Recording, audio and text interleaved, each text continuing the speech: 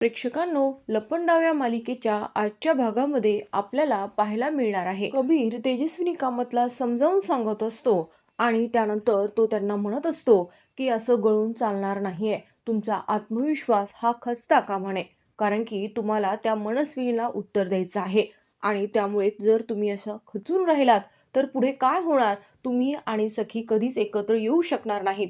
तुम्ही आठवा, त्या सरकारने, त्या मनस्विनीने तुम्हाला किती त्रास दिलेला आहे, तुमचं कुटुंब उद्ध्वस्त केलेलं आहे आणि तुमची जी अवस्था होती त्याला कारणीभूत फक्त ती मनस्विनी आहे. आणि तुम्ही सखीपासून आज दूर आहात याचं कारण सुद्धा तीच आहे. तुमच्या नवऱ्याला तिने मारलेलं आहे, तुमचा हसतं खेळतं कुटुंब उद्ध्वस्त केलेलं आहे. हे सर्व तुम्ही आठवा. असं म्हटल्यानंतर मात्र खरोखर तेजस्विनीला पूर्ण तिचा भूतकाळ एका क्षणात तिच्या डोळ्यासमोर येऊन जातो आणि त्यानंतर मात्र तिचा राग अनावर होतो आणि ती मात्र कबीरवर ओरडते. शटाप, तुझी हिंमत कशी झाली माझ्यावर आवाज चढवून बोलण्याची? तुला काय वाटलं तू जिंकलायस, तू मला हरवलंयस असं तुला वाटतंय? परंतु सरकारला हरवण्याची हिंमत कोणीही करू शकणार नाही. सरकारला हरवणाऱ्या व्यक्तीचा जन्म झालेलाच नाहीये आणि जर झाला तर त्याला मी मृत्यूच्या दारेत पोहोचवलं, जसं तुझ्या बापाला पोहोचवलं, असं मात्र सरकार बोलत असते. माझा संताप होत असतो आणि त्यानंतर आता कबीरला खूप आनंद होतो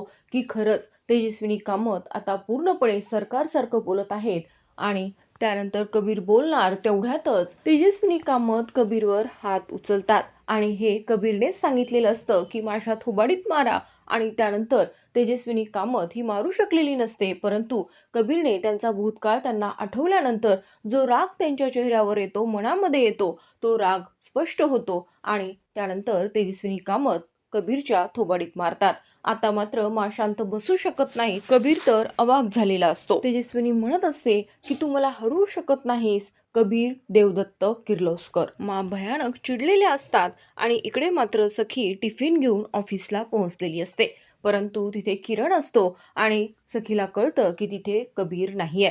आणि त्यानंतर मात्र किरण सारवासारव करण्याचा प्रयत्न करतो. तो म्हणतो की त्याची मीटिंग आहे, परंतु सखी म्हणते की तू खोटं बोलतोयस किरण, मला माहिती आहे, खरं सांग कबीर कुठे आहे? कारण की मी बरेच दिवस पाहतेय की त्याचं लक्ष नाहीये, त्याच्या मनात काहीतरी सुरू आहे आणि ते मला जाणून घ्यायचंय. पण ठीक आहे, जर तुला सांगायचं नसेल तर मी तुला फोर्स करणार नाहीये. इकडे मात्र मा कबीरवर ओरडतात, काय चाललंय तुझं? अरे ही बाई तुझ्या थोबाडीत मारतीये तरीही तू शांत आहेस. आणि त्यानंतर मात्र मा तेजस्विनी कामतवर धावून जातात. त्या मारण्याचा त्यांना प्रयत्न करतात, परंतु तेवढ्यात कबीर त्यांना थांबवतो. माया तेजस्विनी कामत आहे, सरकार नाहीये. त्यानंतर मा म्हणतात की नाहीये माझा विश्वास. अरे ज्या पद्धतीने तिने तुझ्या थोबाडीत मारलं, ज्या पद्धतीने ती बोलतीये, माझ्या मुलाला मारणारी हीच आहे. माझा या बाईवर विश्वास नाहीये.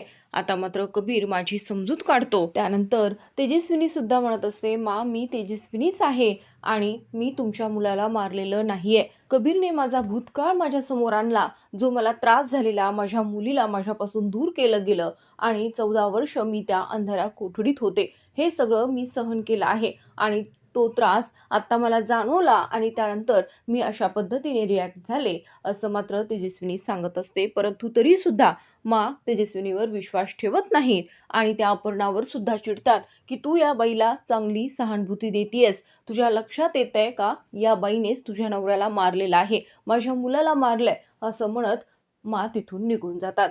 परंतु कबीर खूप खुश असतो आणि कबीर म्हणतो की तुम्हाला असंच वागायचं आहे. परंतु तेजस्विनी कामत म्हणतात, मी मनस्विनीसारखं नाही वागू शकत आणि आता हे कपडे मला नकोयत.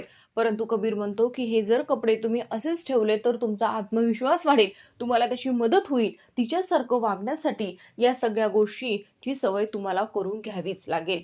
आता मात्र तेजस्विनी कामतला सुद्धा पटत असतं, कारण की आता तिला असं वाटतं की मी हे सगळं केल्यानंतर मी सखीसोबत राहू शकेल आणि मनस्विनीला धडा शिकवू शकेल. परंतु पुढे काय होणार आहे आणि खरंच सरकार कबीरच्या जाळ्यात अडकेल का, हे तर आपल्याला पुढे पाहायला मिळणारच आहे. परंतु आता इकडे सखीला सगळं समजलंय की कबीर नक्कीच तिच्याशी काहीतरी खोटं बोलतोय आणि तिने किरणला सुद्धा सांगितलेलं असतं की मी इथे आले होते, मी काही तुला बोलले, आपल्यात काही बोलणं झालं, हे कबीरला कळता कामा नये. तुला जान्हवीची शपथ आहे, असं म्हणून सखी नाराज होऊन तिथून निघून गेलेली असते. कबीरला मात्र वाईट वाटतं की या सगळ्यांमध्ये सखी कबीरबद्दल खूप चुकीचा विचार करत आहे. आणि त्यानंतर संध्याकाळी सुद्धा कबीर जेव्हा सगळेजण जेवण करायला बसलेले असतात तेव्हा सखी कबीरकडे पाहत असते. याचं काय सुरू आहे? पुन्हा हा माझ्यासोबत कोणता लपंडाव खेळत आहे का? याच्या आयुष्यात दुसरं कोणी आहे का? कारण की हा माझ्याशी खोटं बोलतोय. कारण की आपण पाहतो सखी विचारते की कबीर मग झाली का मीटिंग? तेव्हा कबीर म्हणतो की हो झाली. कारण की कबीरला माहीतच नाहीये की सखी ऑफिसला येऊन गेलेली आहे. त्यानंतर मात्र परसू आणि काकू या दोघांनाही जेवण्यासाठी कबीर म्हणतो की तुम्ही सुद्धा इथेच जेवण करा.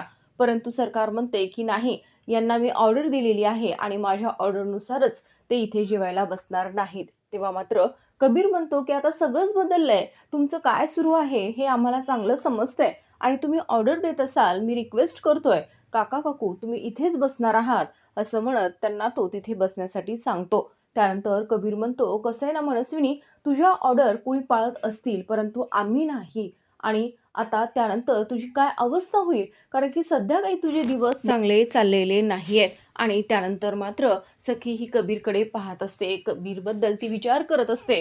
आणि त्यानंतर सगळेजण जेवण करत असताना कबीर मात्र त्याच्या फोनमध्ये रेकॉर्ड करत असतो की सरकार कशी जेवण करते, कशा पद्धतीने ती जेवण करत असते, या सगळ्या गोष्टी त्याला रेकॉर्ड करायच्या असतात जेणेकरून तेजस्विनी कामतला या सगळ्या गोष्टींची मदत होईल आणि यासाठी ते हे सगळं रेकॉर्ड करत असतो. परंतु हे सगळं सखी पाहते. सखी म्हणते हे काय करतोय?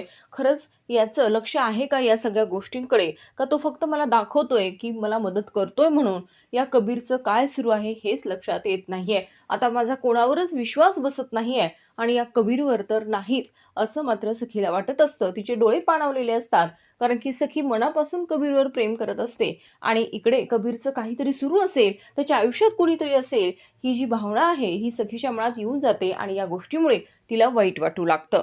त्यानंतर मात्र सरकार ही कबीरला म्हणत असते की तू धर्माधिकारी यांचं नाव ऐकलेस का? आता तर हे असं काही नाव नसतं, अशा कोणत्याही नावाची कंपनी नसते, हे सखी आणि तिच्या टीमला माहिती आहे. परंतु कबीरला या गोष्टी माहीत नसतात आणि त्यामुळे कबीर हसतो आणि तो म्हणतो की कोण धर्माधिकारी? असं कोणीही नाही, मी तर ऐकलं नाही.